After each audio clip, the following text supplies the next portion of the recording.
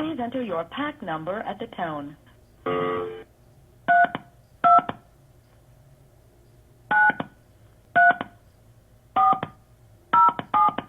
Your call is being processed.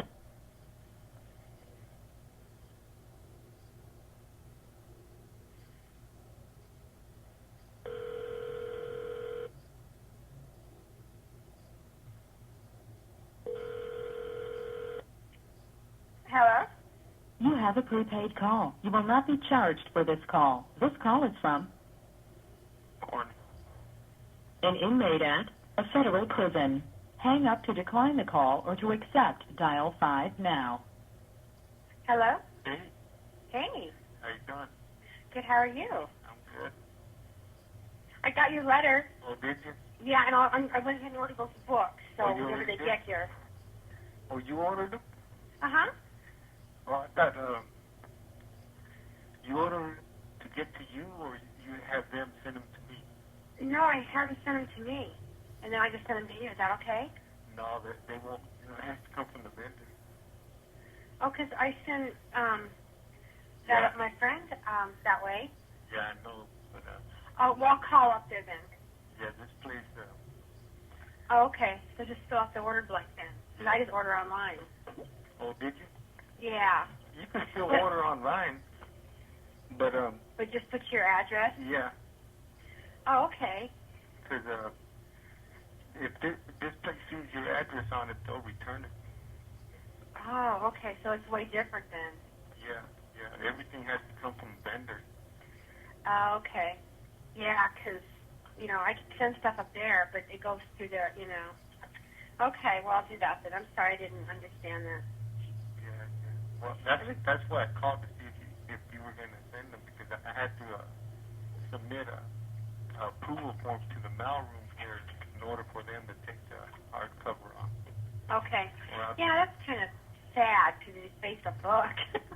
yeah, well, this is like ABS is like a little. Yeah. Yeah. Yeah, and maybe that's why, because the other one's a different level, but he keeps getting moved. Oh yeah. To Leavenworth, Kansas. You serious? He's going to be sorry, but he won't listen, so there's nothing I can do. My worrying will just increase. So, anyway, I'm just, how are you doing? I'm doing good. I'm not doing good anymore, because that's kind of upsetting, About him? Well, I would rather him got his education in a school that allowed him more freedom to do what he wanted to do, I know. But now he's going to a whole different. Yeah. Do you think he'll be okay there? Oh yeah. But, Miss Dalloway's here? Uh-huh. Yeah, I hope so, huh? Yeah, well. Just pray, that's all I can do. Yeah, I think there's a couple of people going up there, or are up there. Mhm. Yeah, well, we'll see, because I know he had me check it out, so we'll see what happens. It's, all I can do is pray for everybody's safety. I worry about you guys. No, you don't have to worry about me. I'm good here. The only thing I've been like, over here I'm like on chronic care for my hypertension, right? Yeah. So they gave me like a little checkup this week, and they said my blood pressure was a little high. How's your blood pressure now? Well, if both numbers were in the triple digits, right? Oh my God. Yeah. He put me on some different medications, so he would have been. Okay. It runs in my family, so. Huh. Well, yeah, and you just never know. So, have you heard from anybody? No. Well, Christina had her baby. Oh, did she? Yeah, he found out because his mom wrote him a letter. Nobody even called him. Nobody wrote him or nothing. He doesn't even know what the name is. I saw some pictures of the baby on her MySpace, and I sent those to him, but there's nothing out there that says what the baby's name is. Nobody's even told him. Nothing. What do you mean MySpace? It's a computer thing that all these kids do. It's called MySpace. Yeah. And it's kind of like talking on the phone or emailing people, but you do it with pictures and words and stuff. It's really a bad thing. I'll write you and explain it to you. But you seen her picture? Yeah, she put her picture out there. That's how I keep track of his kids for him. Well, why would she do something like that? Because the mother has no control. The junior, the little boy, he's out there. He puts himself down as an 18-year-old. Oh, that's crazy. She's letting those kids go to a park after school, baby Kay and his son. Now, he's 10 or 11, and the baby's 6. She doesn't even have him go to daycare after work or after school. They go play in a park every day for 2 hours. And what got into that woman, man? I don't know. I don't remember her like that. I remember her as a devoted mother, and because she used to. I think it's just getting to be too much. She's out there by herself with 4 kids, now a baby. Before, I guess their relationship was real close-knitted, and I guess once he severed the circle, the bond that they had, she kind of thought that, well, hey, now's she my left him first, though, because all his friends were writing him and telling him that she was going out with some guy. Oh, yeah? Yeah, she's been cheating on him, so that's what happened there. Oh, that's what he told me. So, and then she quit writing him. She just stopped. About a year after he was at school there, she just stopped communicating with him. That's crazy, because she was still sending me, Christmas cards and stuff like that. But you know what?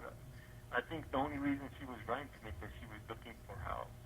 She was, and I told her, well, this place is like out of sight, out of mind. Before, when I was closer to home, I had loved ones all around me tending to it, my every need. Then I come way up here, and all of a sudden... This call is from a federal prison. All of a sudden... well, I won't let that happen, I promise you. Did you get my letter? No, did you pay? Yeah, I've been writing. But I don't know, it takes forever with you guys to get your mail. Yeah, well, this place ain't as bad as Pelican Bay. When I was in Pelican Bay, they straight held on to your letter for a month. Even though they made copies of your letter and everything, they still held it for a month. I don't know, they just kind of punish you. But I told them, no, but I got your letter about the thing with being cremated, because I told you I wanted to do the same thing. So, if that ever changes with your brother, let me know, and I'll take care of that for you. Not that I want to talk about that, but I'm just saying. No, well, my family and me, we're tight, even though I don't like them, yeah. Because they fear telling me bad news because they think that I'll get upset by it. Like, if something happens to one of my families, they won't tell me about it. When I find out, I find out from my mom, and I don't talk to my mom, but every year or something like that. And she'll just go on and tell me everything that's been happening because me and her are real tight, and she will tell me everything regardless. She'll tell me, and because she knows I got the same strength she has, and that I will be affected by those things. But my brothers and sisters, they're the ones who will concern themselves and stuff like that. But I think that what happens is, like you say, you just get out of sight, out of mind, and people don't mean to have that happen, but it just does. Yeah. But that's not right. Yeah, well. Do you know, I write him every day. I have wrote him every single day since we've been together. And I don't mean to sound out of line here or nothing like that, but, that paper that I read that you sent about your work and, that you got your inspiration in knowing how to do what you do from your mother and stuff like that. Obviously, you come from a close family as well. And it seems like you, even talking on the phone with me for 15 minutes, it's like you have to find time to do what you do because you got your whole day already planned and stuff like that. But when people are important to you, you make that time. Yeah. I have never been a person who slept a lot. I only sleep 4 hours a day. That's it. Yeah. And so sometimes I'll just wake up and write him and tell him, because I think it's so important that he knows that, somebody's here, and that, that you're never going to forget that tie, But I just know that he's, you know, there's a side of him that I see that nobody else really does, and I think that, you know, you just have to look past a lot of things and just accept. Yeah, well, obviously you see with your mind and you feel with your heart. Right. And a lot of people don't do that. They just see what's in front of them. If someone's attracted to them by the body that they have, or, you know, their eyes, or their, you know, they see something rather than seeing it with their mind. And when you see with your mind, you're able to determine with your soul how you touch this person. Right.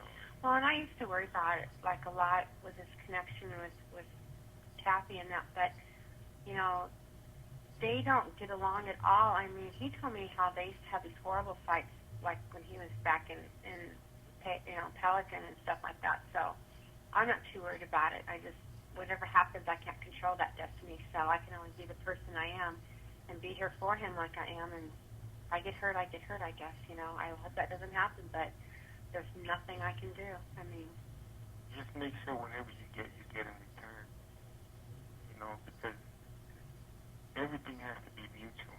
Don't. But he's so hard on me. And he got really mad at me for talking to you, but now he's telling me I can't. This call is from a federal prison. But I shouldn't be spreading negative gossip. But I don't really have anybody. My friends would not understand. They don't understand anyway how I'm with him, but that's okay. That's on me.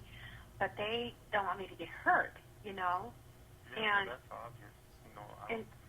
And so people don't want me to get hurt, and he's so hard on me, and he doesn't understand that. And I mean, I don't know.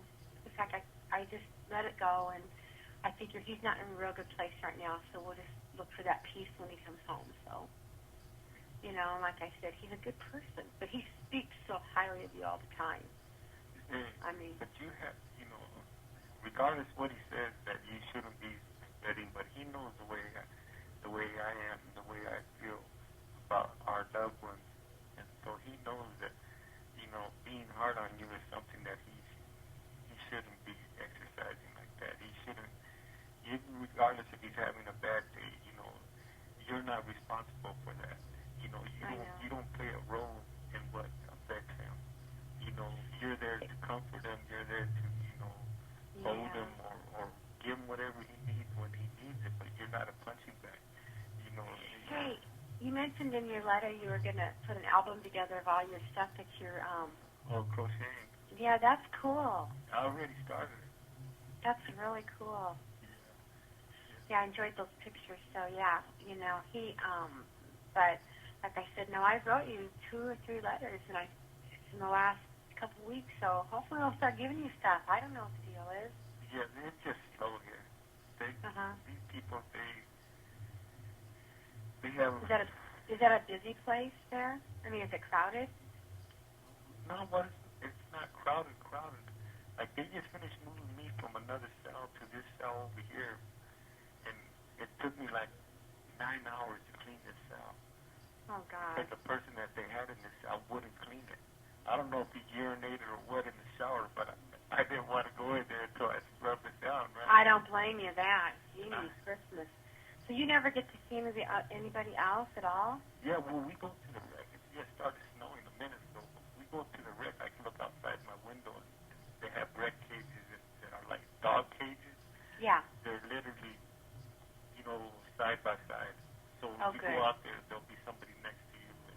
Now, when they move you, when you do that step-down program, will you get to be around other people then? Yeah. Well, eventually, you won't be in segregation all the time?